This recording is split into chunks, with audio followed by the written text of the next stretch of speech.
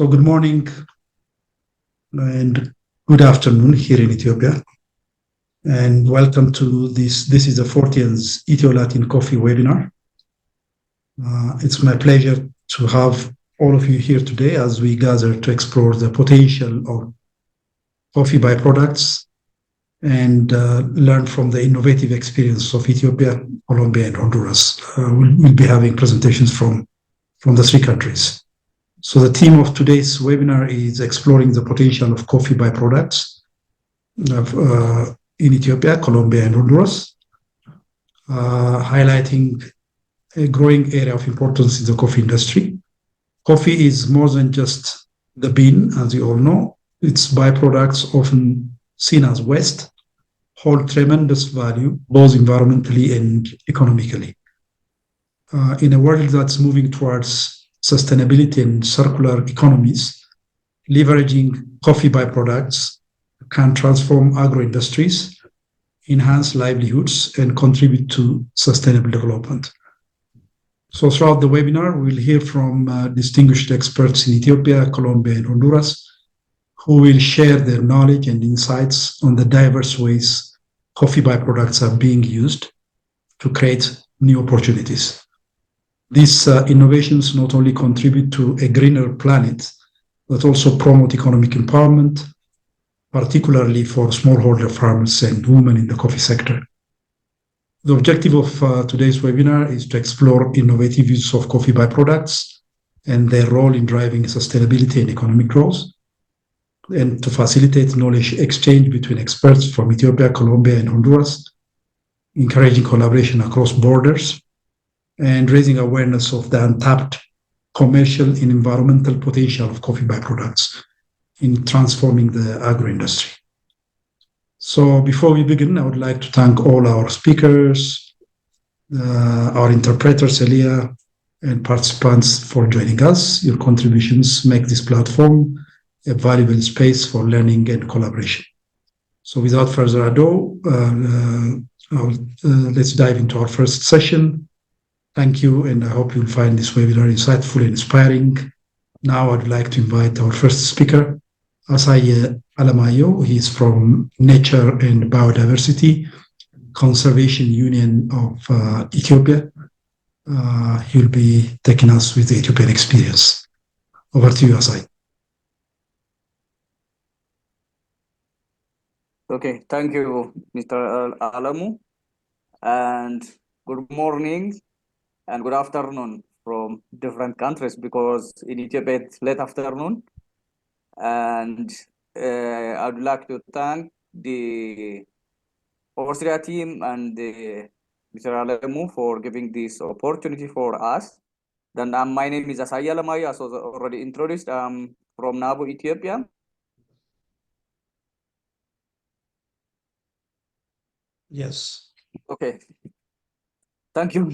Sorry for the inconvenience. And then my background is from forestry. My first degree is farm forestry, and then my second degree is also from forest and nature conservation. And I also attended the other second degree is biodiversity conservation and management. And almost 17 years of working experience in Ethiopia. The majority is working in NGO, civil society organization, and also we did the CBO like Kafa Forest Coffee Union. My today's short presentation talk on the coffee and coffee byproduct, and just focusing on the overview of coffee production and byproducts in Ethiopia and the historical context and the innovation in coffee and its byproduct utilization, and also the challenge and the future prospects. As it's known by different scholars, is presented and written that Ethiopia is one of the largest coffee producer, Arabica coffee, especially in Africa, and then the fifth producer in globally. The majority of the coffee production covered by the semi-forest and forest coffee. There are a small share of the plantation coffee production systems. That means well managed, scientifically and technically supported, technologically supported, coffee management system that is commonly owned by the coffee investors and the coffee farmers that is owned by land from the government. And all coffee in Ethiopia grows the Arabica one because the coffee Arabica is originated from Ethiopia. That is confirmed by different laboratorical or historical, and also with this kind of different assessment. Like it is confirmed because you will find the coffee land races of species like other coffee variety in the natural forest. For example, in case of insect false banana, you find the wild insect like that. There are different Rubaceae families of the coffee that shows it is one of the confirmation for the Arabica originated from Ethiopia. And also the coffee grows in without any management and without any interference. If the seeds drop in everywhere in Ethiopia, it grows. That is one of the agroecological feasibility, and this shows also for the coffee Arabica originated. And there is also the experience of the coffee growing in the majority of highlands of Ethiopia, like the Ilobabur, the Kafa, the Sidama, and the Gedio, and also the Harar.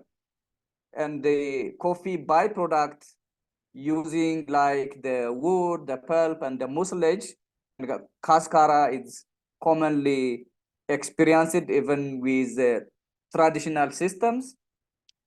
The other thing is when I come to the historical context of the coffee and its byproduct, commonly coffee in Ethiopia is connected with everyone's life, and it's part of the life, and what as a medicine, as a food, as a beverage, and as everything. It's symbolized by the coffee ceremony, and then with holiday celebration, with everything, with different ceremonies. Coffee is part of the ceremony, is consumed by majority of all of the Ethiopian, from child to the elder, 3 times a day. Is common even in Ethiopia. Commonly they invite their guests, just they said, let me invite you a coffee, not let me invite you a lunch. It's common and connected with the culture of the Ethiopian nations. There are also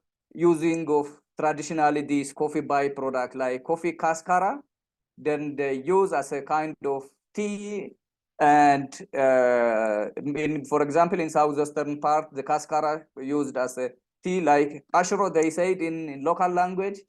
And the leaf, the chemo, especially the leaf part, they use with mixing this hot pepper, this as a medicinal and as a tea purpose. It's commonly used. When we come to the wood, it is commonly used for the fuel wood and to grow some climber types of soybean species and for fencing. Then in Ethiopia, there are in some areas they started using of these some small souvenir materials, but it's not grown. But traditionally, it's used as a food in highland areas. There is also the innovation in coffee byproducts and utilization. Then the Ethiopian Coffee and Tea Authority, the federal government, also take the initiative on the utilization and marketing production of the coffee and coffee byproducts. That's announcing and approving different directives that support is the exporting, the quality improvement, quality management, standardizing directives like the vertical integration market, coffee byproduct marketing and exporting, even preparation, the system of this contractual farming system for coffee related. This also supports the innovative things of the coffee farmers for both the smallholders and also for the coffee investors. In specifically in our case, and there are also different NGOs, non-governmental organizations like NABU, working on different innovations. When I come to NABU's experience, NABU initiated coffee husk briquette production since 2014, and even before 12 years. Then now the system is somehow updated and advanced, and when we started the production of this coffee husk briquette in 2014, we used one single mold with honeycomb type of coffee husk briquette. Then we did the additional assessment on the feasibility and usability of these briquette. Then it also, we get a feedback from the users, from the producers that need to improve the molds. And based on that, we try to improve the mold that produces the small particles of the coffee husk briquette as it's shown on the picture. Then we tried to also verify this optimal ratio for we used the clay soil as a binding agent of this coffee husk briquette powder. Then when they use high amount of the clay, somehow it affected the igniting power, and then we tried to retry with different ratio and agreed on the good quality of the ratio. Then also we tried to update the grinding machine capacity with different scenarios, and then now we installed with 15 horse of the electric grinding machine. Then we try to involve the local poly college, technical, especially technical poly college who have experience on such thing, then to use for maintenance and for future operating of these molds. And then we also use, as this technology initiative is new, and then we use to work on the awareness creation at different levels for government, policymakers, expertise on engaging the environmental protection, on energy, on and women and children use department. Then it needs also for the community the benefit of the coffee husk briquette and usability and its power. Then now the initiative is being replaced by the others, like there are different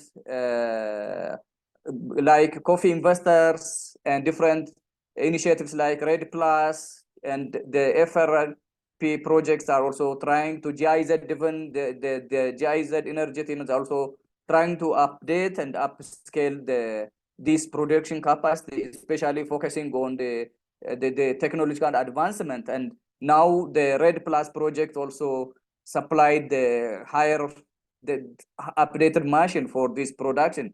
The other part of this byproduct we look to work is with the cascara and the coffee husk, and also with the coffee leaf. Thus we explored different initiatives, the different coffee roasters and buyers in Europe, especially focusing in Germany, and then in Germany, and then there are also in there is one country I missed now. Then they are asked some coffee husk samples and the leaf. We exported, send them the sample, and they are also interested on the qualifying of the European food standard, and they are also started ordering this coffee husk. In the case of the coffee leaf, there is the interest. Also, the partner as a consortium agreed to buy these coffee leaves, but there is a new initiative in Ethiopia, and then there is a connection with this genetic material resource movement with the coffee leaf, and now it is already initiated, and then the coffee and tea authority also communicated on this matter, and they are also working on this. There are also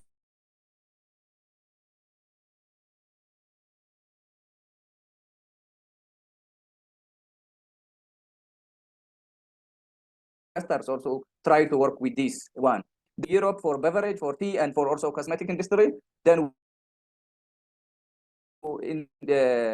incorporate this with Kafa Forest Coffee Farmers Cooperative Union's 10-year strategic plan. The Kafa Forest Coffee Farmers Cooperative Union is composed of 55 primary small order cooperatives and more than 13,500 small order farmers are the member of this cooperative, and they are experienced on exporting of the organically certified garden, organically certified wild, and honey coffee and washed coffee to Europe and America, Chinese, and different parts of the world. And then now they are incorporated this cascara and the leaf as part of their marketable commodity. This is one of the success. Then they previously they are focused on the coffee bean exporting, but now they integrated these things, and this is one of the good experience. And also this integrating marketing, this especially coffee husk, have its value on the coffee quality, the green bean quality.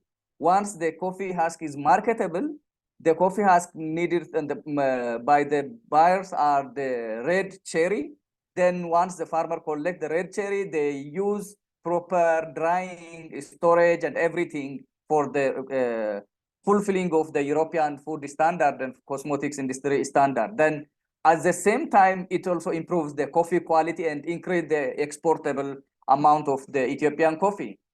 Using these products have its socio-economic benefits, especially provide new income source, as I mentioned on the case of the coffee union. Then in Ethiopia, more than 95% of the coffee produced by the smallholders.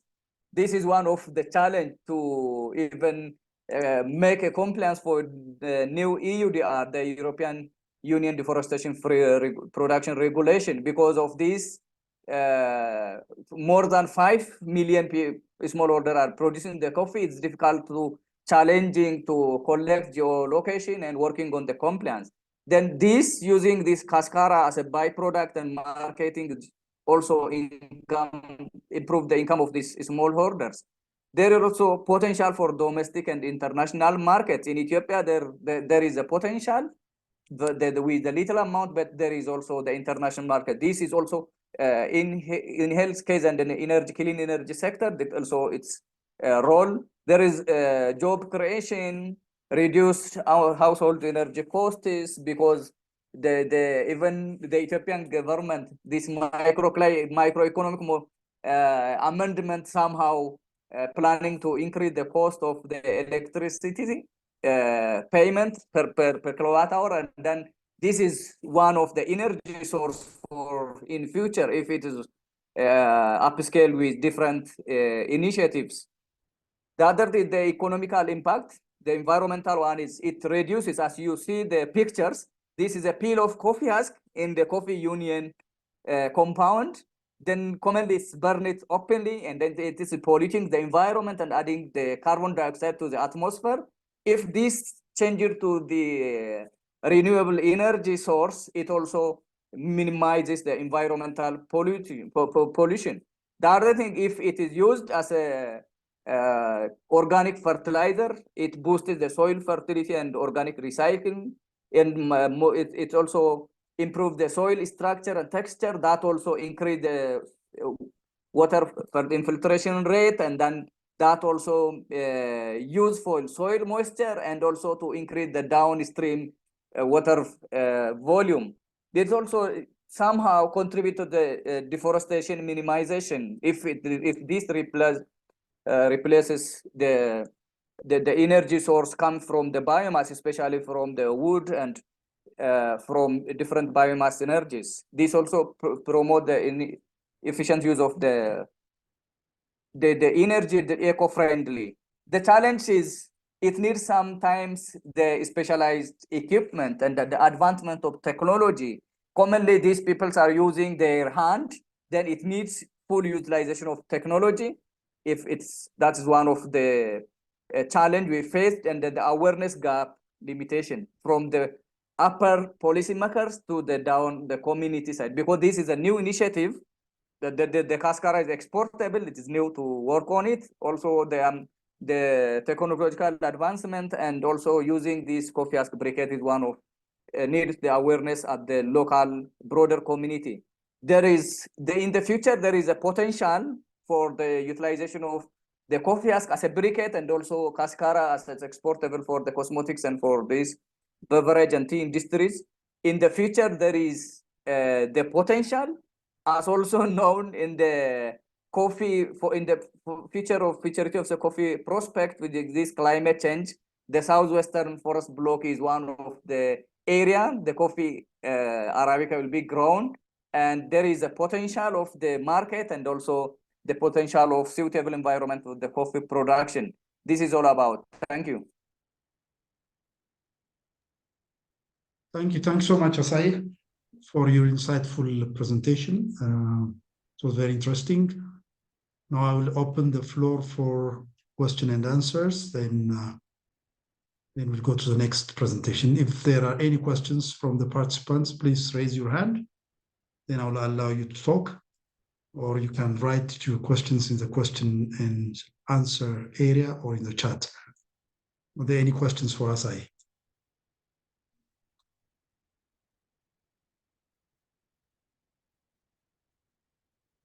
Any questions?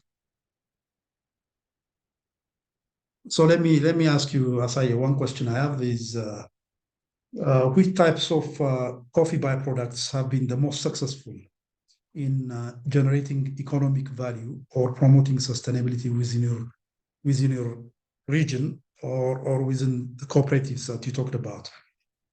Could you highlight specific examples and their impact? Which kinds of coffee byproducts are the most successful economically, benefiting smallholder farmers and women farmers?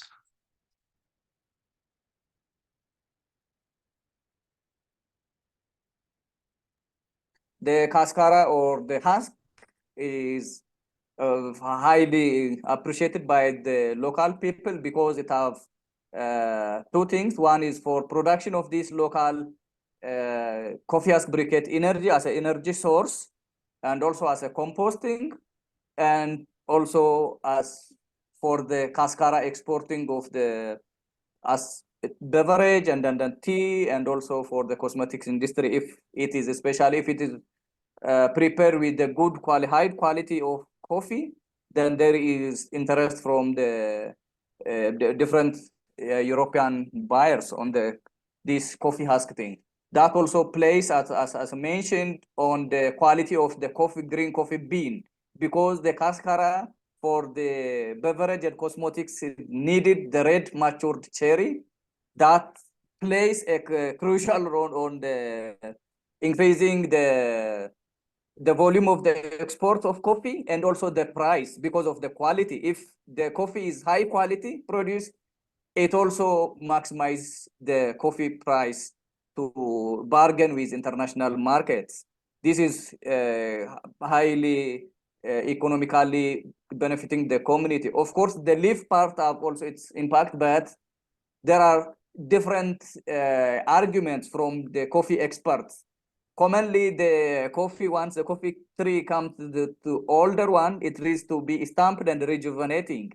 At that time, it's beneficial to use the leaf for such kind of tea for exporting, and for locally, as what I mean for the chemo as a medicine and also tea. But there is the argument from the coffee expert, if we use the coffee leaf, then that affects the coffee productivity. There is the argument from different scholars, and it needs to be economically justifiable, and that is one of the assignment left. Regarding your question, the husk and the cascara is more using the community. Okay. So in terms of breakthroughs in making business, around the world, do you know any business initiatives in Ethiopia which have been successful so far? Regarding with this byproduct? Yeah, generally, yeah. Yeah, then in Ethiopia, there are different coffee investors are trying to just work on the cascara exporting. Even there are different exporter PLCs of even certified from Coffee and Tea Authority for exporting of the coffee cascara.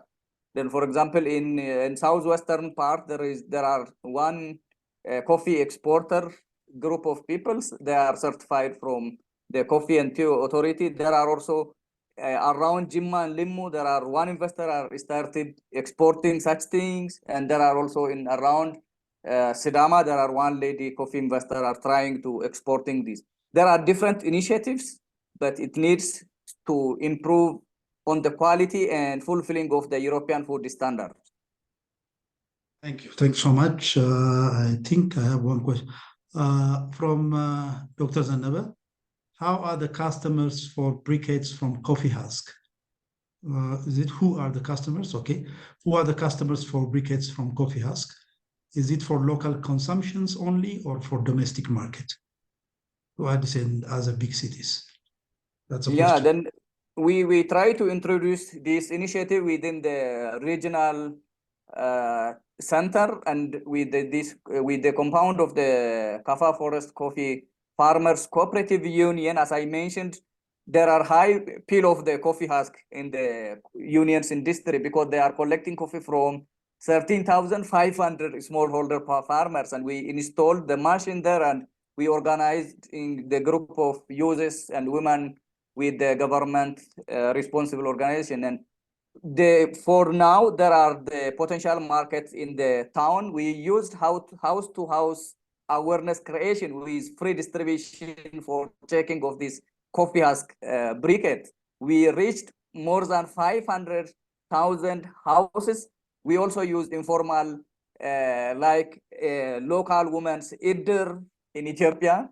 There is a gathering. We organize a kind of coffee ceremony just to they boil the coffee and roast the coffee and colo, and then they serve during their meeting, and they see familiarize with the coffee husk, and then they also just to compete, and the charcoal from the wood, from the forest, and from the coffee husk. And there is in the local market, there are also some people reaching out these groups from Addis. Then they are interested to even transport to Addis. But there is the challenge of transportation cost and the production cost, because the transportation from Bonga to Addis Ababa, it took 175 kilometers. Then they are challenging with that, but there are different initiatives are also connect. They're reaching out with these producers in nowadays. Thank you. Thank you so much, Asai. Are there any other questions? If not, Asai, you can stop sharing your screen. Then we'll go to the next presenter, who is from Colombia, Diego Triana and Sara Ortiz from EthioLatinCoffee will be taking us the through the Colombian experience of coffee byproducts. So Diego will promote you to a panelist, so please accept. And Sara also, I'll promote you to a panelist so that you can talk and also share your screen.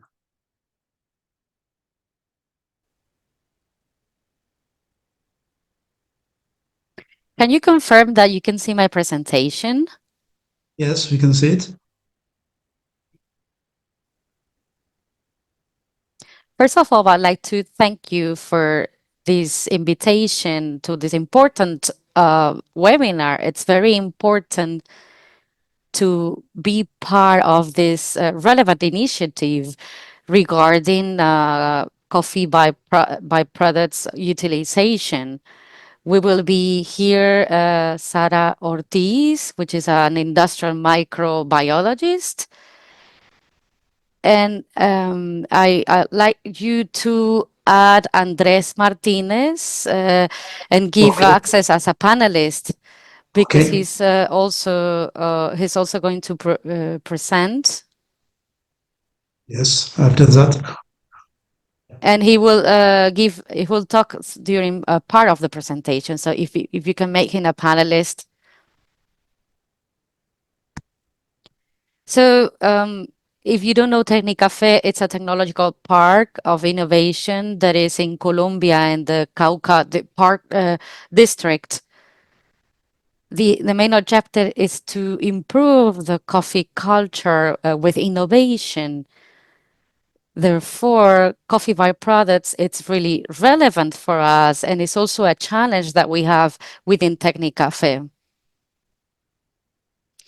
We would like to talk to you about the importance of composition and the alternatives to transform and generate added value.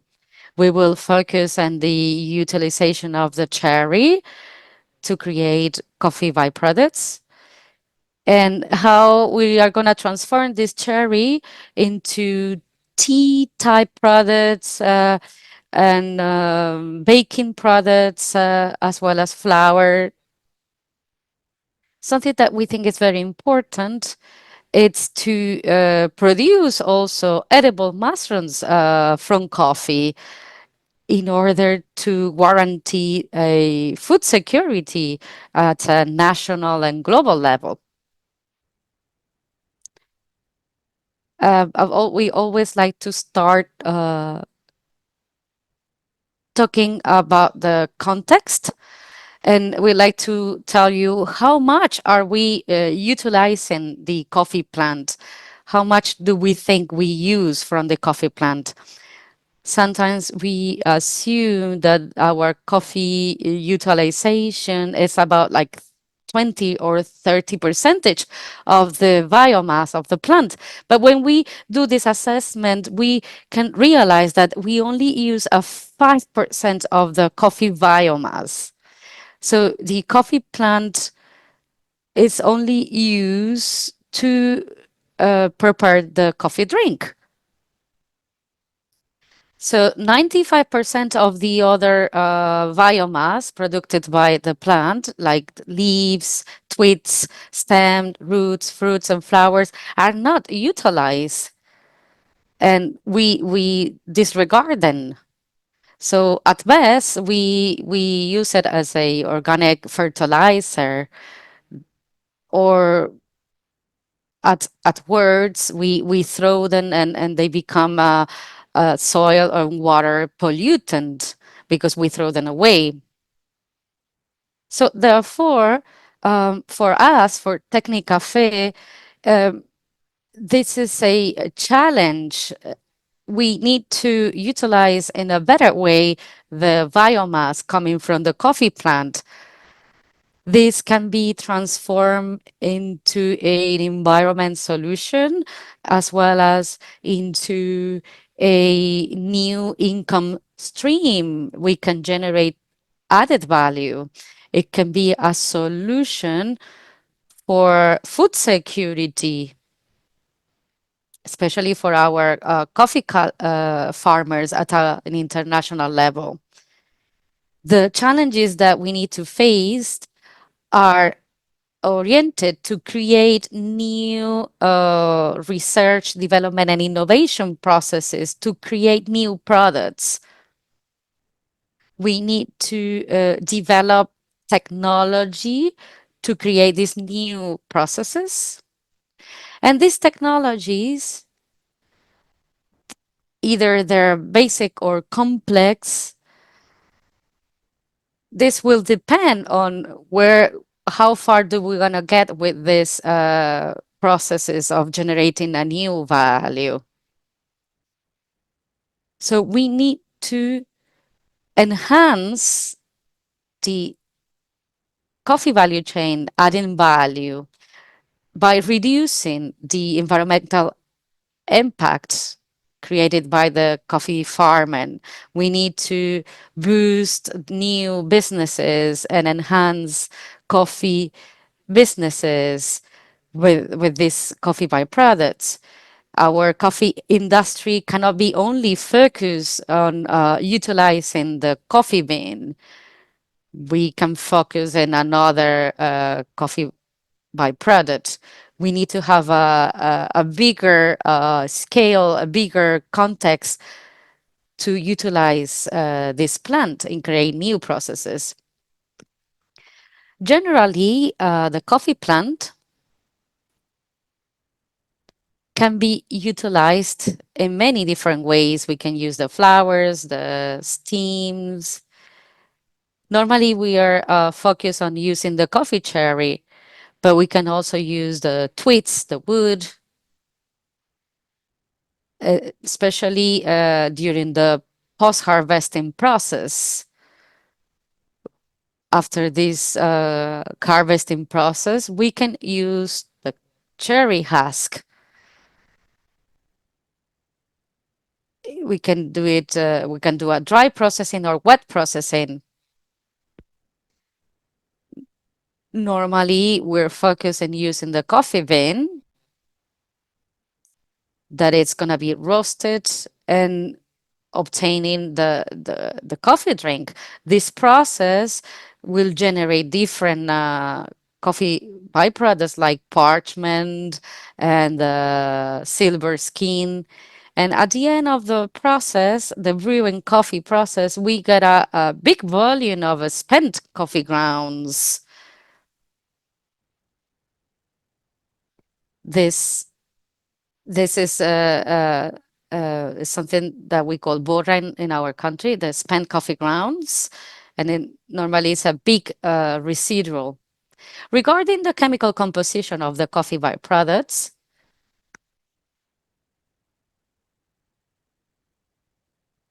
each coffee byproduct has a different composition with a very interesting compounds. The coffee cherry could be used thanks to this high level of carbohydrates. There is a very interesting content on rich on protein, and there are some acids within the composition that are very interesting. Especially, we are focused especially in the high content of antioxidants from the coffee mucilage and the coffee husk. This has given some importance and some interest to create these new products because they have a very important properties for health. What have we done in Colombia and EthioLatinCoffee regarding coffee byproducts? We have developed processes with all the plant elements using the flowers. With the flowers, we create like cherry coffee tea and tea type drinks. With the mucilage, we have work on biogas production.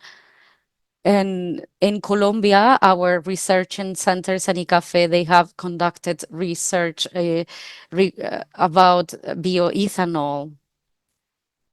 We have worked on food creation, foods like sweets, sauces, alcohol drinks, food supplements, and animal feed. In EthioLatinCoffee, our research center has also conducted researches on animal feeding, especially for pigs. With coffee pulp, we have work this coffee pulp to create organic fertilizers, mushroom cultivation substrates, and now we're working in production of flowers, tisane, tea type drinks, and we have used it as a raw material for concentrates and nutraceutical foods because we're adding protein into these concentrates.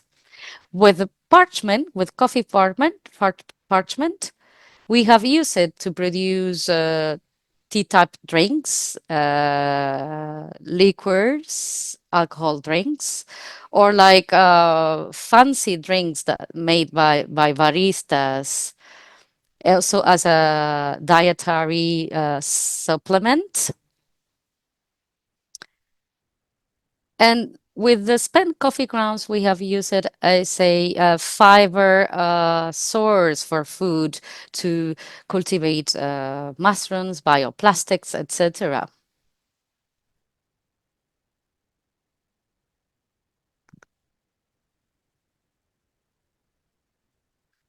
This part talks about the stock, the balance on the matter from the cherry coffee to the cup.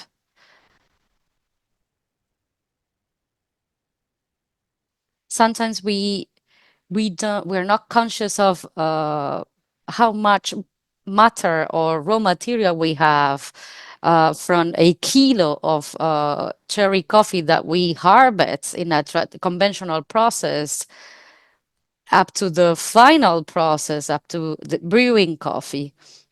So I would like to explain this part. How do we reach all this process? When we collect a kilo of cherry coffee, we miss 43% of the coffee husk. This is an important source of raw material.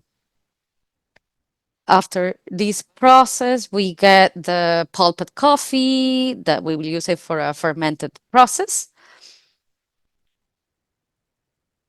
Then we have the mucilage removal process, and we will lose a 15% of the original weight from the cherry. Then we'll dry it, and here we will eliminate a 20% of the water contained in the cherry. Then we get the coffee bean, and the coffee bean accounts for 16.8% of the weight. Then we are passing to the roasting process. Here we are wasting, we are removing the humidity from the grain, and these grains are 140 grams.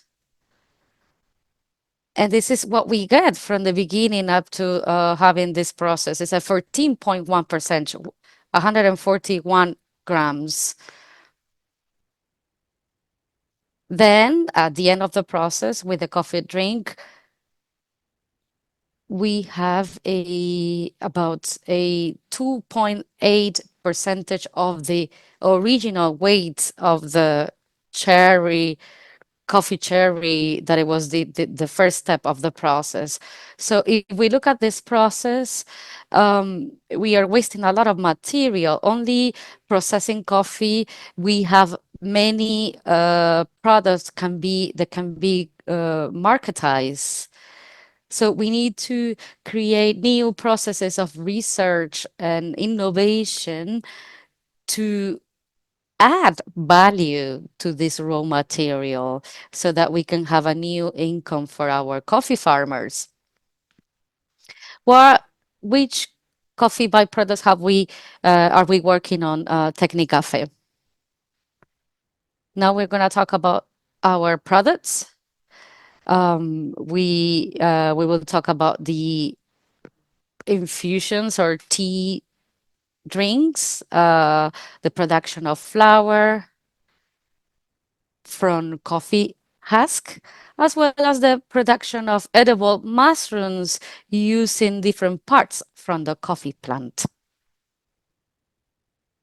Basically, these tea-type drinks are attracting the coffee industry because they are rich in antioxidants. This is a very important product that has a fruity sensorial characteristics. It has some aromas to caramel, cranberries. It's a very aromatic. Here you can see the flow graph on the process to get in the whole cask. It's very basic. So this is the process that we need to get to have a safe product to avoid creating any sickness with this coffee husk. So it is not a secret. We all know that we are not oriented or focused on utilizing the coffee husk. Normally, we are based on the coffee bean. We need to improve this system to have a safe coffee husk. So we start with a appropriate harvesting process where we have different types of maturity. We need to take into account the main characteristics to have a high quality and good quality product. So in this harvesting, sorting, and selection of the cherry, it's very important. We need to have a very good, appropriate degree of ripeness and maturity.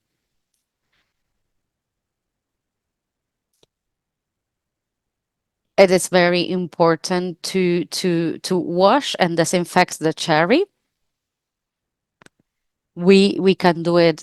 We can do this washing process with disinfectant, with sodium hypochlorite. Normally, we depulp the process. We separate the coffee husk, and then we dry it. During the drying process, we can do it in a traditional way with African beds, because it could be depending on the climate, it can last 4 to 5 days, or we can do it with a dehydrator equipment where this process can take from 3 to 6 hours, when we try to reduce the coffee husk moisture, reducing 10 to 12% of the moisture. So the final product will be the tea, the cherry coffee tea. And then we need to assess the impact that this product, the packaging that this product can have. Normally in our project, we recommended the sachet packaging in order to have a product by units. This process is simple. This can be added to a coffee farm as long as we have maintained the good practices and the safety practices during the sorting, disinfection, and depulping process. We need to have a minimum basic facilities and equipment to guarantee the safety of the product. We can then sand dryer up and then have the final product. The industry is being focused on the interest of the industry. It's coming from the nutrients and antioxidants presented in the coffee drink and the coffee pulp. There are other flavors and characteristics that are attracted to the industry. But normally, this type of products, it's focused on the chlorogenic acids in the coffee, as well as the melanoidins present in the coffee during the drying process. This made this product a very product to be marketized. It can be used and consumed by our coffee farmers too, because it have many benefits. Regarding the production cost, the coffee byproducts, like coffee husk, they don't require big investment for their processing. So this is very interesting because it can create a value of of 50 or 80% percentage of the investment. So it's very potential. It's a very good product to be marketized. Now I'm gonna give the floor to my colleague Andres, that's gonna talk about the different practices to produce flour from the coffee pulp. Good morning or good afternoon. I am Andres Martinez. I study in the Cauca University in the industrial area. I'm working on, I'm doing my research on obtaining flour from coffee husk. As you know, coffee husk is a product that we obtain in big quantities, but it's also being or considered as a waste. So last years, there's been a bigger interest in utilizing these coffee byproducts. This is the main context of my research. My research it's on how to make flour out of this coffee husk. This is very relevant for the coffee industry as well as for the nutritional industry. If we use a different percentage of this coffee husk in the baking products, for example, if we focus on the bromatological analysis of the coffee pulp flour, help us to see what is the nutritional value of the coffee pulp. We have the protein content, fats, hash, fiber, caffeine. This makes it very viable for the baking products because this can improve the nutritional value of the foodstuff. It has polyphenols and antioxidants, as my colleague was saying, and this is very beneficial for the health. There is a low content on fats and a high content on carbohydrates. This will provide us a lot of energy, and it will have a very interesting flavor in the bread, in the baking products. Here you can see again another flow diagram to how to obtain this flour from coffee husk. For my research, I focus mainly firstly in the sorting of the coffee cherry. It needs to be appropriate. Then we need to wash it in an appropriate way so that we guarantee the safety of the product. Then we depulp it, and we pass to the fermentation process for a long period. As you know, cascara can have a very acid flavor. So we needed to find a way to modulate the coffee husk to have a pleasant flavor product. Then we did the drying, the grinding process, and then we package it. We study this product. We conducted different tests to know the different compounds before and after the process. Once we got the flour, we started to work on the bread preparation and the baking. So then we added this flour in like different doses, like 5, 10, and 20%. The best behavior of this flour was 15%. When we added the 15%, then we got a very positive response using a 15%.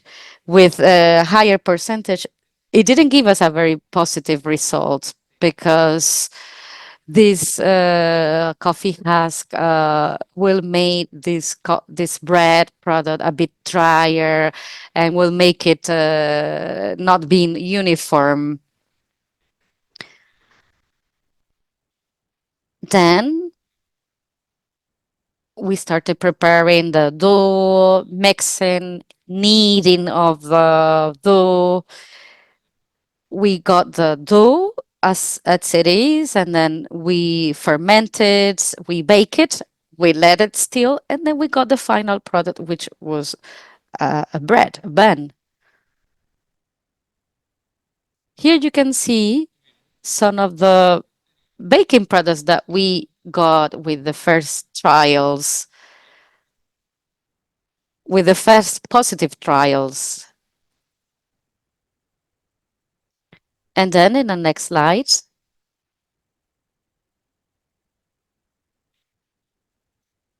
here we started to add it to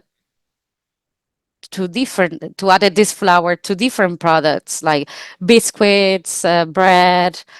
In the cake, we got a 30% of the coffee flour that it gave us a texture that it was very interesting and attractive. And we added 15% of flour in the cookies. It gave us a slight taste to coffee. And for this was very useful for consumers that like healthy options without sacrificing the coffee flavor. For bread, we used it a 17% to create this gluten-free bread, and this provided us with a very good flavor and texture because we mixed it with other types of flours. So we can do different type of baking and preparations to create different type of products. Regarding the cost, as you can see, we have the price of every ingredient, like the wheat flour, the pulp coffee flour, margarine, eggs. We have here the Colombian peso cost and then the USD cost. So you can see the different costs here. As you can see, the total cost make us think there is a feasible cost for people that want to undertake this type of products. Good afternoon. I am Sara Ortiz.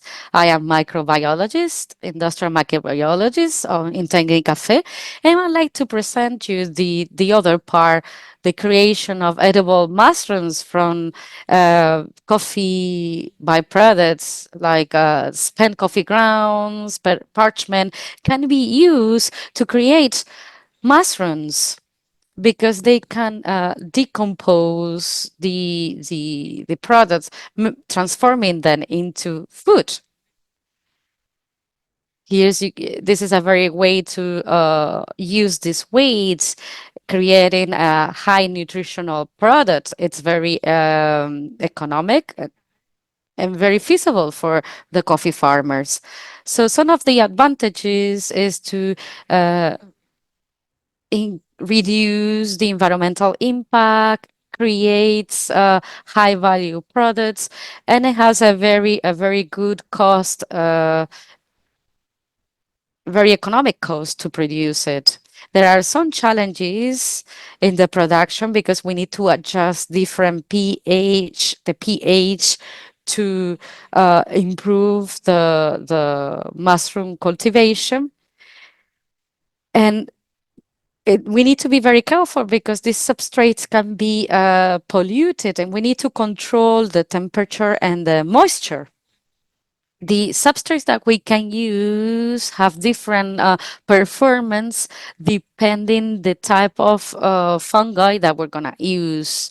But if we use shiitake mushrooms, will have a low uh, performance because they have a very slow growth.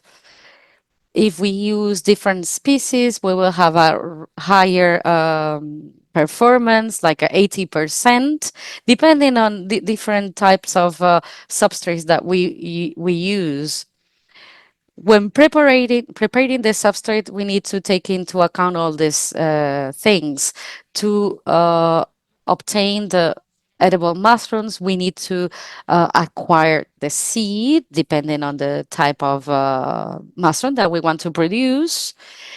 We can get it from different labs, or we can have it in some labs that are safe to be in control. Then we need to prepare the substrate to have the appropriate carbon nitrogen relation ratio.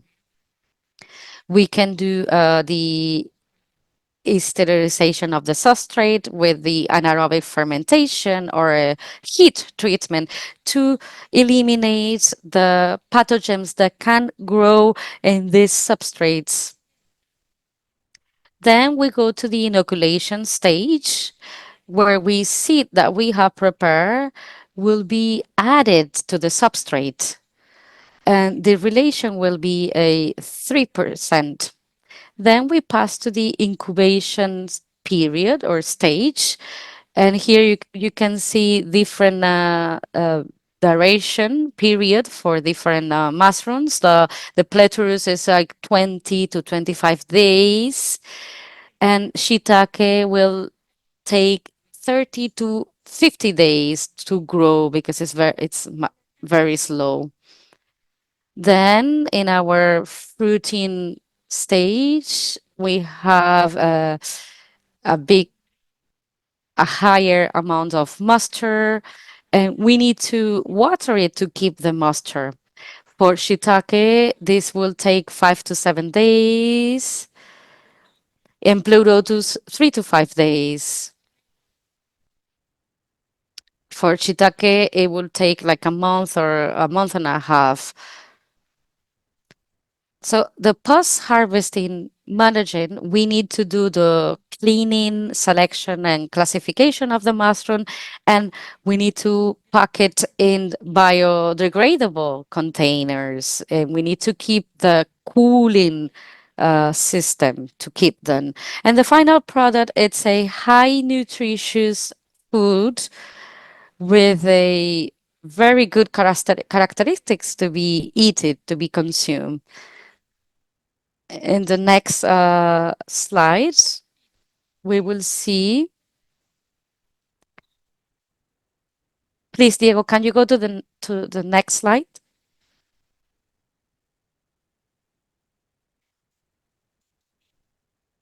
Thank you.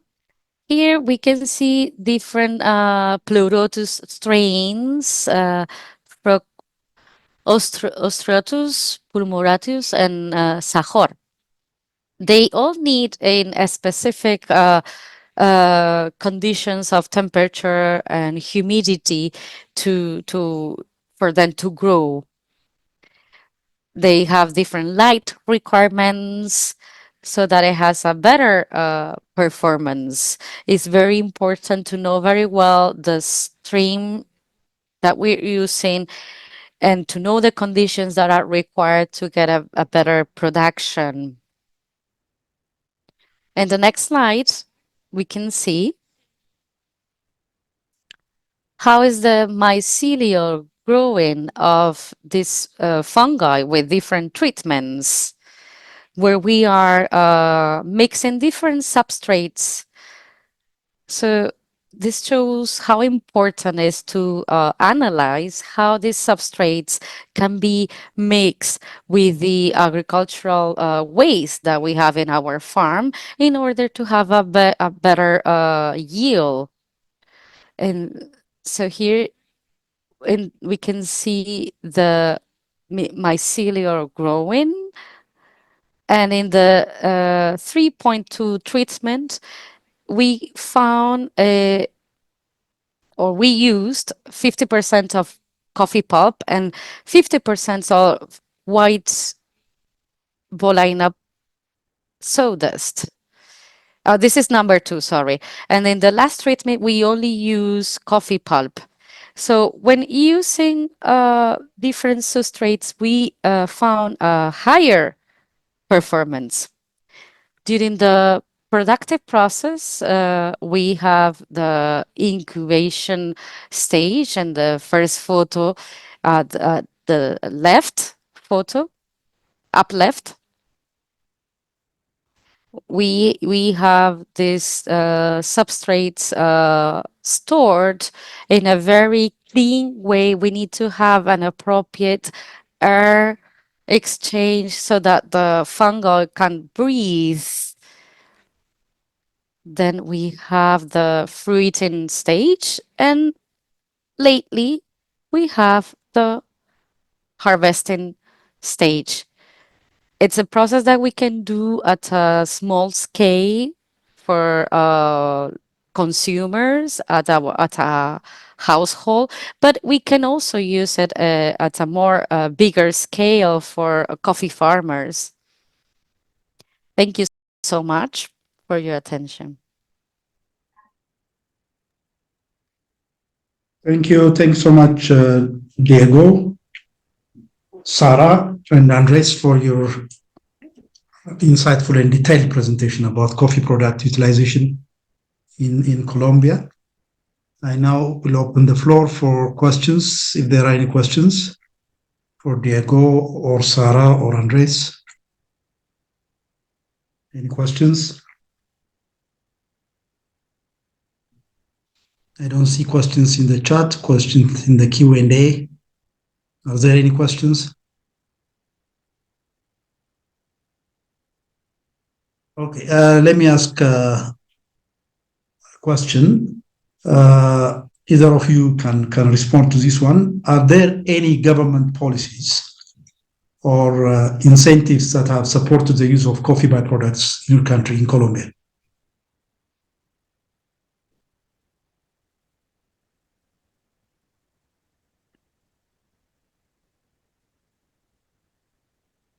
The question clear?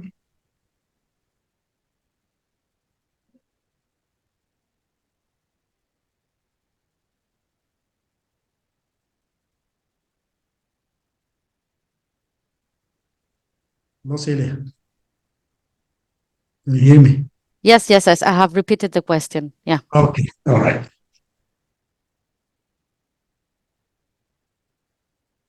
Or any participant can respond to this question.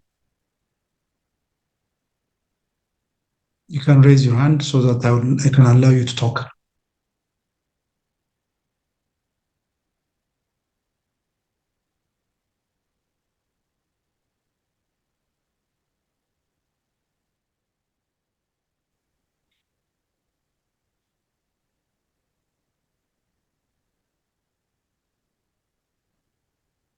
Okay. I think they were in the English channel, so they couldn't understand the question. But I like to say that all these initiatives have been done by project. We have an idea, we support it, we work on this idea, and from EthioLatinCoffee, they have provided support to different coffee businesses to work on these initiatives, so that they can work on it to obtain a final product, so that they can be commercialized. So, but this is at a very beginning stage. We are beginning to use coffee husk. So it is growing, but it's at a very initial stage.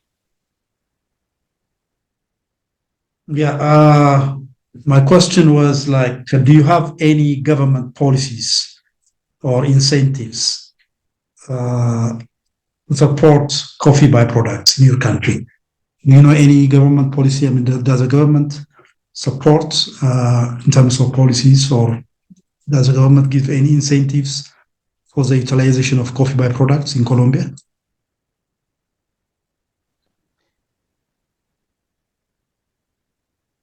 I'd like to reply. As a government policy, right now it's not regulated. The Environment Ministry from Colombia are supporting with some initiatives that are supporting the whole industry, agricultural industry and other food industry. So most of these initiatives have been done by institutions like researching centers, EthioLatinCoffee, and the SENA Center of training. But some subsidies or incentives given by the government to develop these initiatives have not been many in Colombia. We don't have it yet. Okay. Thank you. Are there any questions from participants? Let me ask one more question for Diego, Sarah, and Andres, or Ataye. How do you see the future of coffee byproducts in terms of market demand and scalability in the coming years, in the future? In terms of market demand.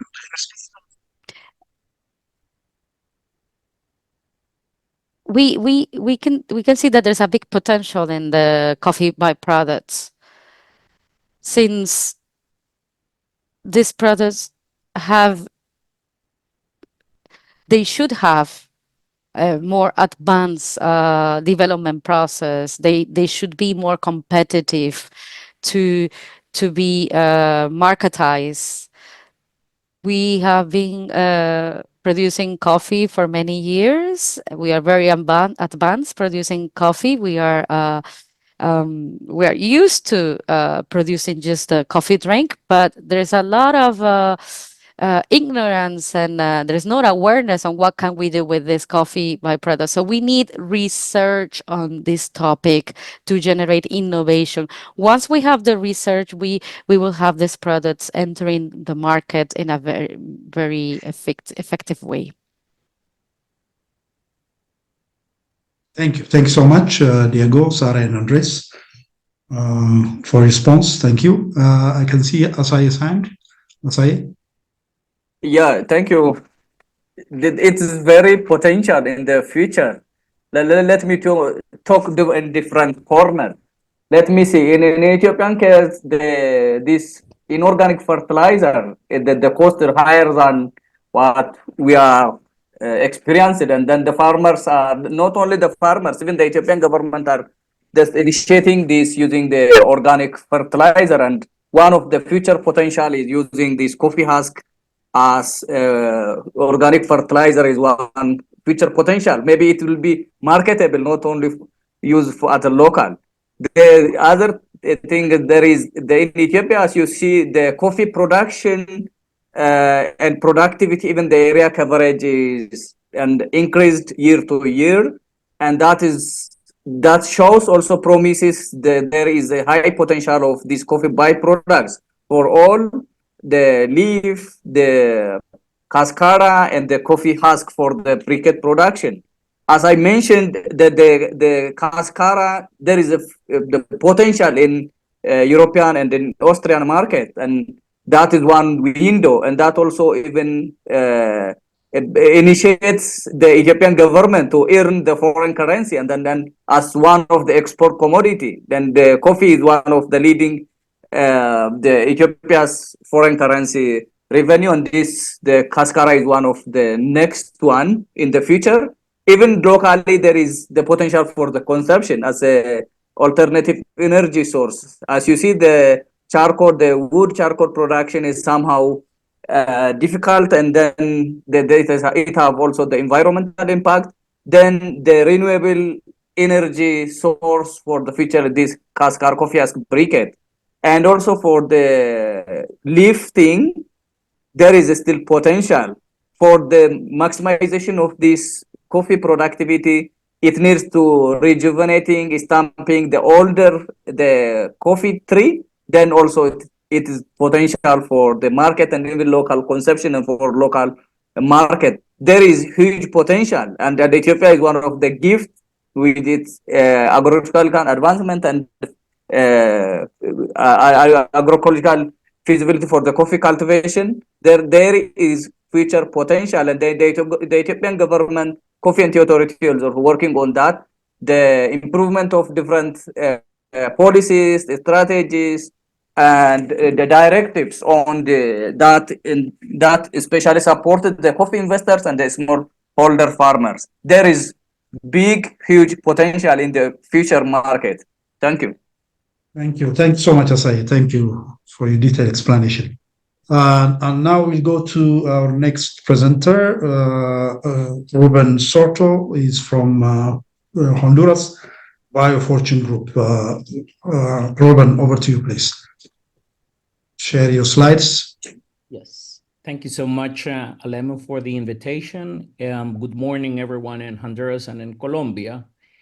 And good afternoon in Ethiopia. Let me just open my presentation. Yes, here we go. Great. Just advice as I move ahead with the following slides. So Yes. Thank you for the opportunity of sharing with you what we have been working in Honduras in collaboration with EthioLatinCoffee and with some of the stakeholders in the coffee value chain.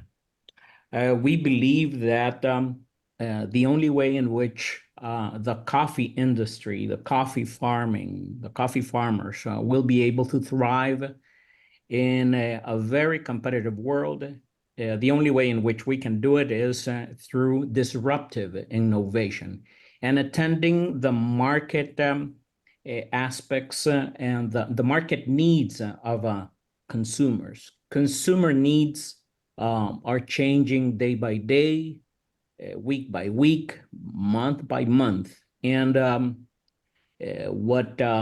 whatever products were successful a year ago, they may not be so successful today. And having said that, a brief introduction of who we are. We are a market-driven company. This means that by fortune, instead of going and asking ourselves what we can do with the total biomass of the coffee that we farm in Honduras or elsewhere, basically we go to the market and we do thorough analysis and thorough projections of what are the main needs and trends in the market and how we can attend those needs with products that come from coffee, from the coffee fruit. So how we do business, we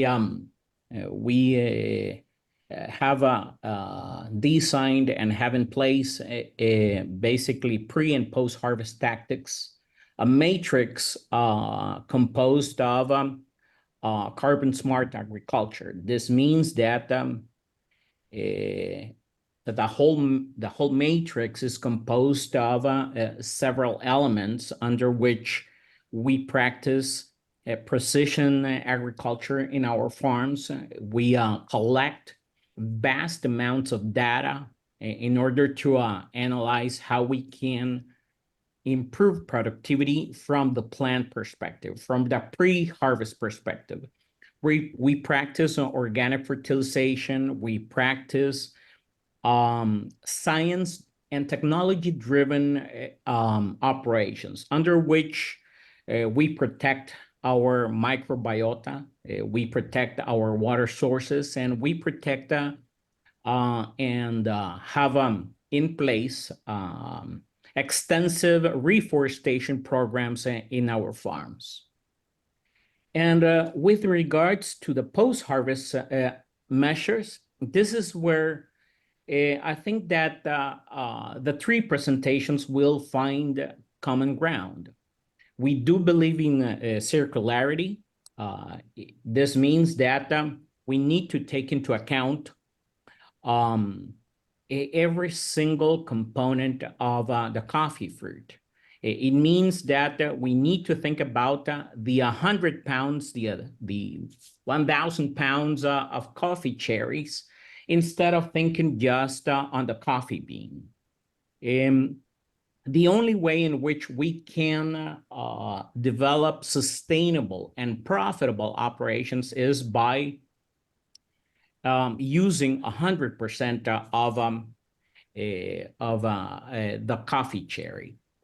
On the left side, you can see a picture of how we treat our coffee cherry. We start with the same typical processes as everyone does around the world. We do naturals, we do semi-dry, and we do washed coffees. But we also believe that we cannot have a negative impact in our environment. So literally, we went to the dashboard and designed a complete process under which nothing is lost. It means that we don't have any waste thrown into our environment. We don't have water that has been used during the process return into the environment. We used 100% of our water in some sort of process, and the same with the cascara and the pulp. We use 100% of our coffee husk. We use 100% of our cascara, and in that way, we eliminate the possibility of having a negative carbon footprint in our environment. But we also believe that only through controlled and standardized processes we are able to really capture and exceed the typical values of what we are able to obtain through our operations. Having controlled and standard processes, we are able to analyze the mass balance of our main input, which is the coffee cherry. So having said that, let's get into where I started with my presentation.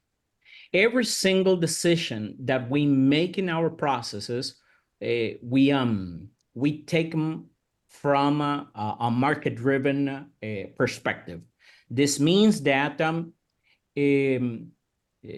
every single market trend currently in the largest markets that we serve, we go and we forecast what are the opportunities that we can capture, and we have been able to nurture strategic projects with several customers in Europe, in the Middle East, and in the United States. Companies that are looking for additional value for their consumers, meaning not only for the beverage industry, not only for the cosmetics and personal care product industry, but for every single industry that are currently experimenting significant growth. We look at potential customers that experience double-digit growth. And this is where the value, the real value of our approach of using 100%, of using what I would not like to name as a byproduct. A byproduct by itself, it means that it's a secondary option. What I believe is that we need to change that perceived idea, that state of mind. We need to see our product from a perspective that both the bean and every single product that we can offer to the market are our main revenue streams. So having said that, some of the opportunities that we have been able to capture during the last 3 to 4 years have been from traditional industries that were stagnant or either had negative growth. But consumers, the new generations, were expecting to see innovative products that could attract and could have a positive impact on their health, for example, on their wellness, on their nutritional requirements, on their daily nutritional requirements. So based from that, we have been able to develop a complete product portfolio based on biotechnology and biotechnological capabilities in our plant. From that perspective, I would also like to change the idea of what is required in order to provide highly valuable ingredients and products to the market. From the traditional engineering perspective, we don't have the typical coffee mill. If we had the traditional infrastructure, we would have the traditional products. In order to have innovative products, we had to develop a completely and totally new concept, a biorefinery that could be able not only to manufacture biofertilizers, which the two previous presentations have addressed, but we need to take a look at some of the products that we have and that we can capture from our coffee cherry. Both prebiotics and postbiotics, we have been able to isolate specific bacterial strains that have a positive impact in the health of consumers, and that these consumers highly value these ingredients. Bifidobacterium or lactobacillus that are easily isolated in Honduran farms, Colombian farms, Ethiopian farms. We have them in our farms. And we have them in our coffee cherries, we have them in our coffee leaves, but the typical coffee farmer doesn't know that these beneficial microorganisms are there. Even environmental products, Azobacterium that can help fix nitrogen and can be used as biofertilizers. We have been able to isolate those type of bacteria.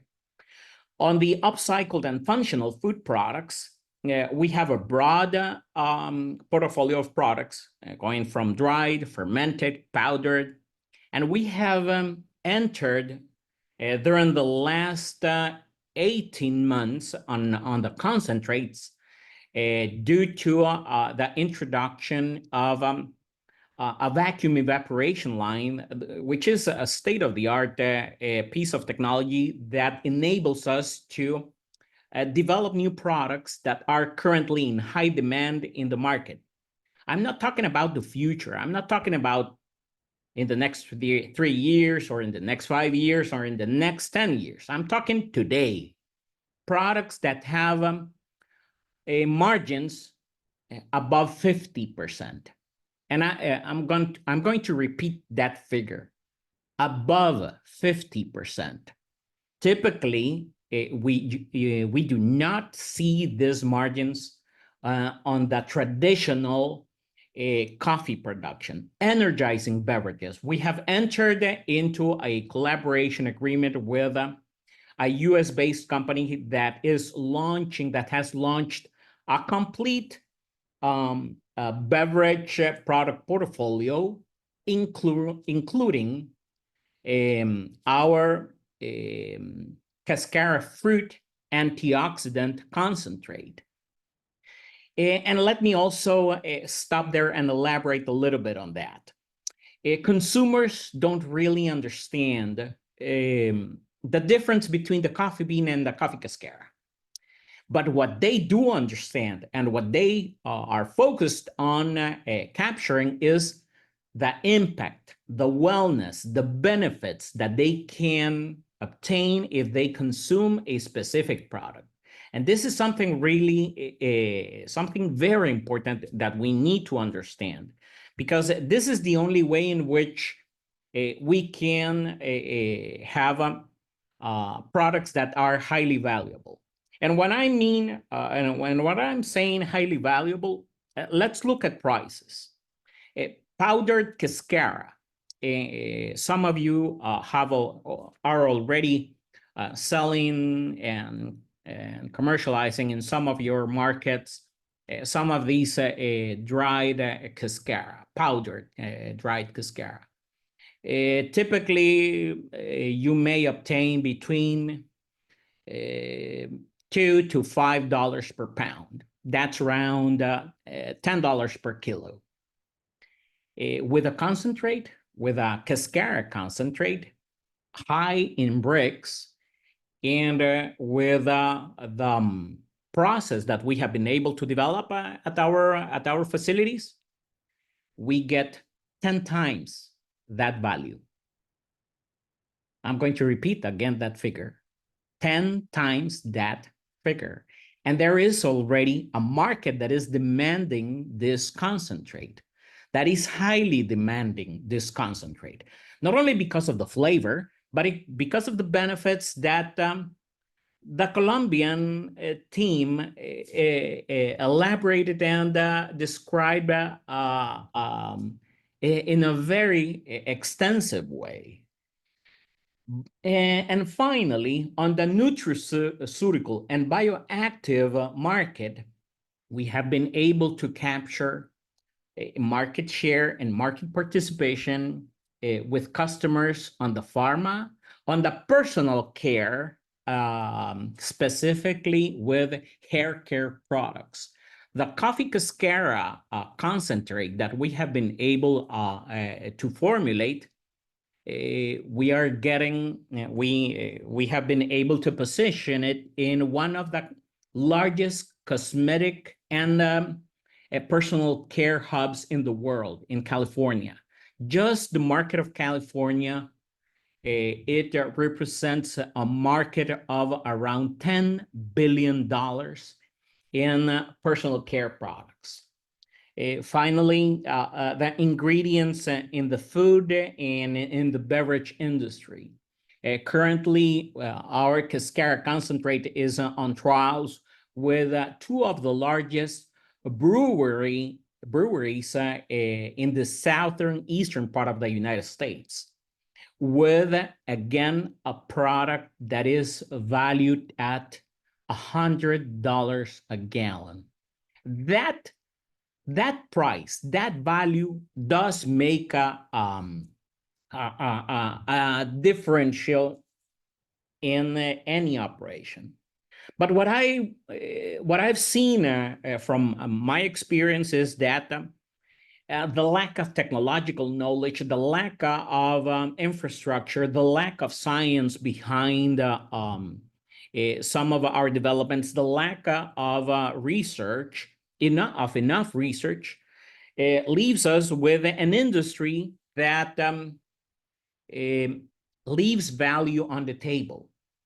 There is a huge opportunity, but we need to think out of the box. We need to think from a perspective under which every single decision has to be taken from the market perspective, not from what we can offer to the market, but from what the market demands, from what the consumers demand. Because there are plenty of different products that we can develop from the coffee cherry. Antimicrobials, antioxidants, bioethanol, biodiesel, biogas, bioabsorbents, colorants, composites, enzymes, composting and fertilizers, mushroom cultivation, just like the Colombian team was presenting, organic acids, pectins, polymers. There are plenty of market opportunities. So what is missing? What we have been doing wrong in every single one of our countries. This graph is totally complementary with the one that Andres was showing. From 100 pounds of coffee cherries, from 100 pounds of harvested coffee cherries, consumers only consume 2.6 pounds. That's all they get. But look at the figure of how much coffee pulp we throw away into the environment. 47.1 pounds. The mass balance is speaking to us. It's telling us that we are extremely inefficient and ineffective. We are not looking at the big picture of the opportunities that we are missing. So as I was mentioning, we start from having organic operations in our farms. We do controlled fermentation. We have a food grade processing facility, an FDA, USDA approved processing facility, under which we don't want to stay with the coffee cascara flour. We don't want to stay with dried cascara, because at the end of the day, that product is still a commodity. So the price is determined by offer and demand in the international market.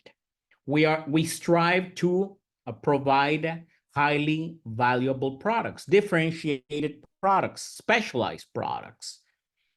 Using technological advances, we have been able to develop a concentrate, and let me show you how the process looks like.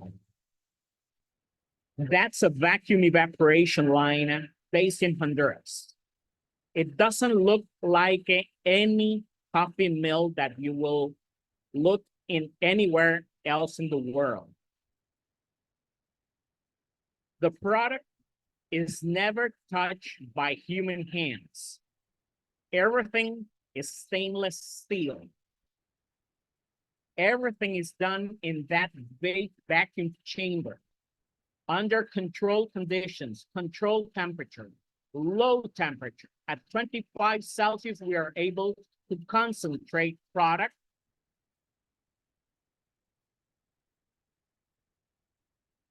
I wanted you to hear this, how this processing line sounds, because what I'm hearing right now, it's my cashier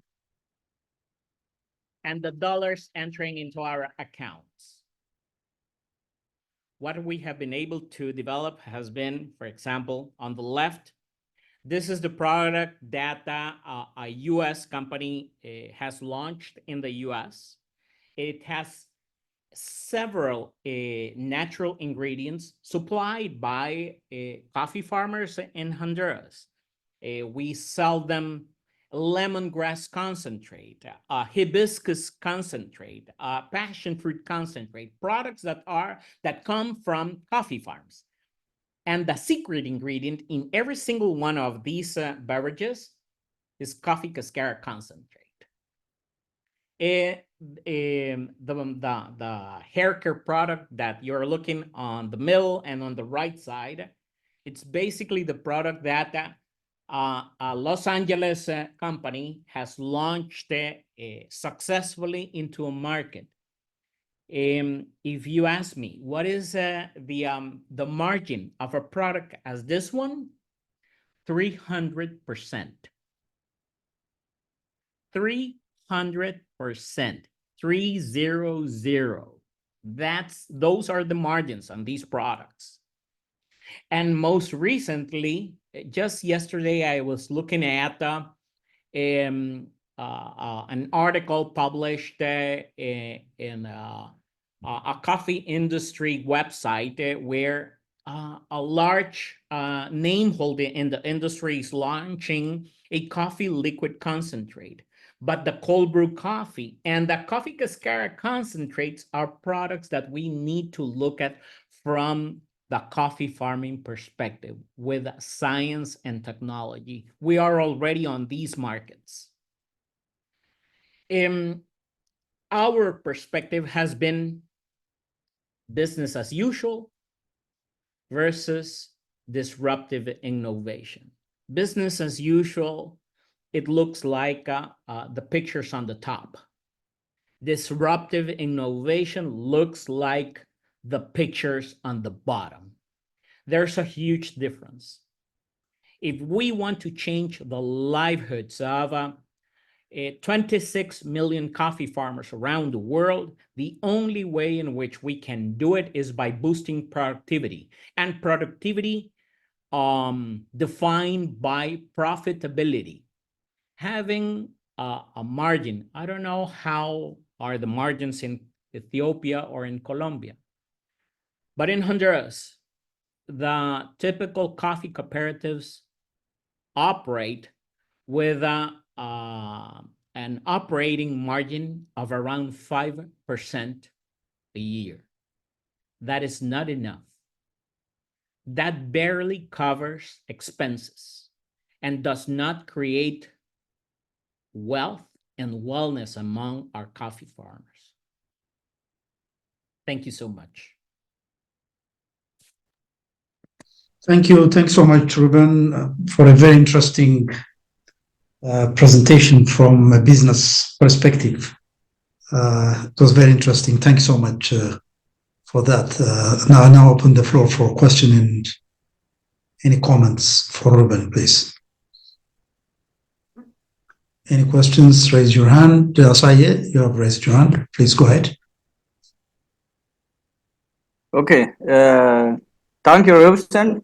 It's very interesting and technologically advanced and just ice breaking for the Ethiopian coffee peoples in the coffee value chain. And thank you for the insightful presentation.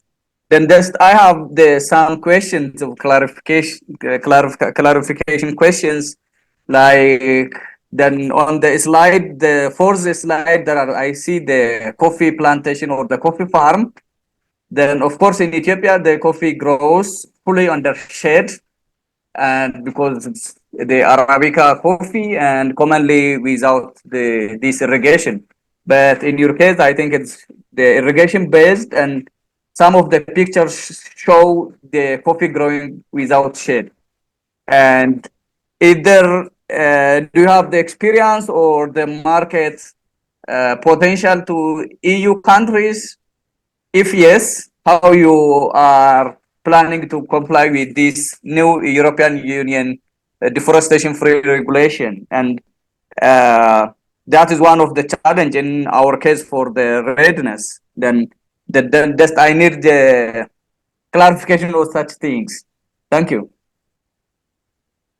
Thank you, Asai, for your question. And that picture was put there, those pictures were put there intentionally. That is how we found that land. It was highly deforested. Basically, we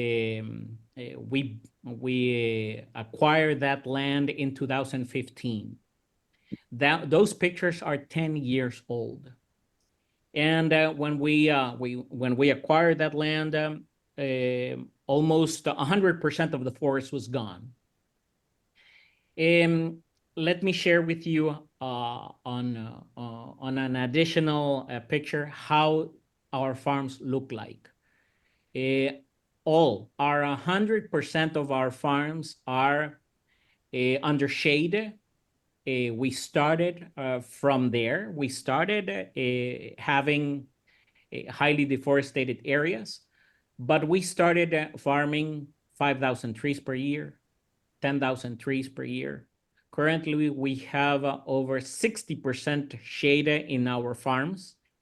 We can share those pictures. We have done an extensive work with the communities because we have taught them that in order to protect water sources, the only way in which we could do it was basically doing reforestation. If I could share with you a picture of 10 years ago from and how they look like today, you would be amazed. In 10 years, we have been able to achieve 60% shade in all our farms, in all our fields, using indigenous coffee trees that are locally sourced, that provide an income to the locals because they provide those trees.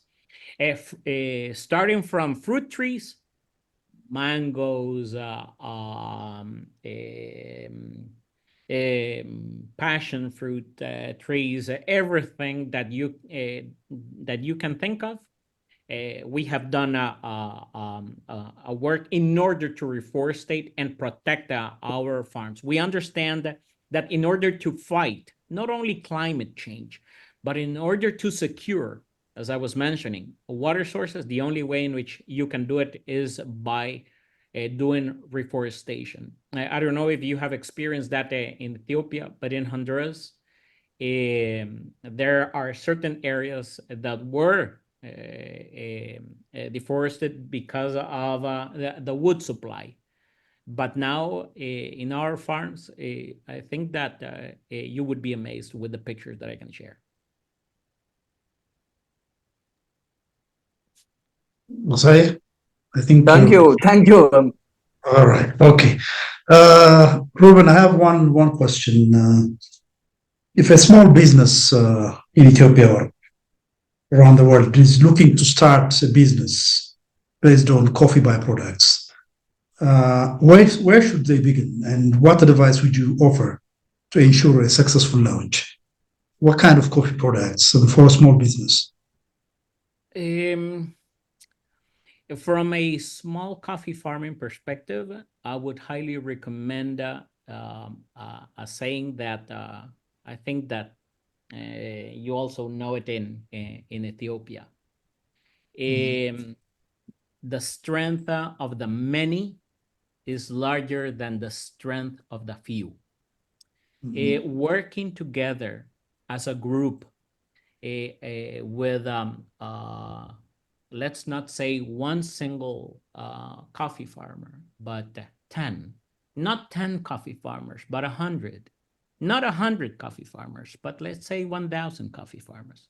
Currently, we work very closely with several cooperatives that have these large numbers of members. These type of investments, of course, represent a mental obstacle, a mental hurdle in the coffee from a small coffee farmer perspective.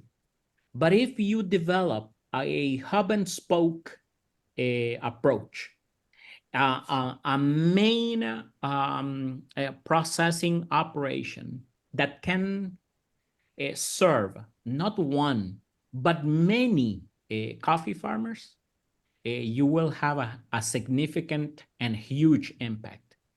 We started with our local community, sharing our ideology on how we can process. We started with 5 small coffee farmers, and they were convinced because at the end we got their coffee cascara, and we processed their coffee cascara and paid them for their coffee cascara and shared the benefits of that coffee cascara.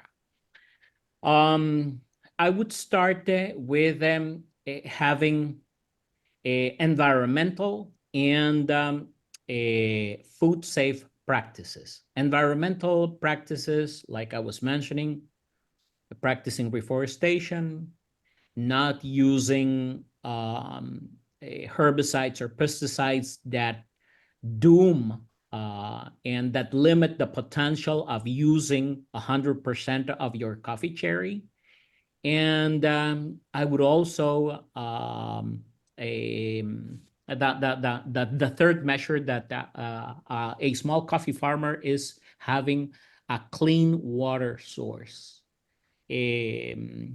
Having a secure water source brings a lot of benefits to the community and to the coffee process. I would start from there.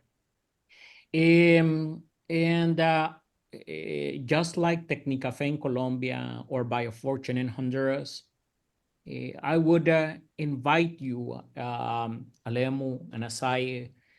We are very open to share our experience and how we have been able to develop a food facility that benefits the many, not the few, not just a single person.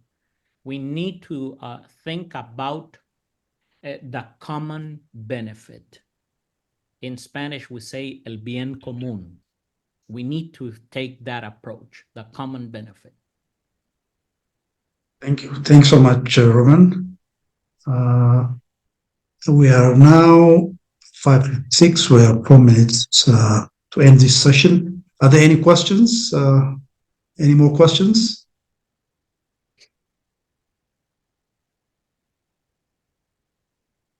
I don't see any hand, and there are no questions in the chat and Q&A area, so I think we can end it here. So I would like to take a moment to sincerely thank all our presenters, our interpreter, Celia, and participants for making today's event such a success. To our presenters, thank you for your insightful presentation and for sharing the groundbreaking work being done in the 3 countries, Ethiopia, Colombia, and Honduras, around coffee byproducts. Your expertise and dedication have provided us with valuable knowledge and practical solutions that will surely inspire many of us moving forward. To all the participants, thank you for your participation throughout the webinar, and we hope this session has given you new insights and idea for collaboration. So we hope this conversation sparks future cooperation and innovation in utilizing coffee byproducts for a more sustainable coffee industry. Thank you once again for your time and participation, and we look forward to seeing you at future EthioLatinCoffee events, and wish you all a wonderful day and evening, and thank you so much, and bye. Thank you. Bye. Thank you so much. Bye-bye. All right, thank you.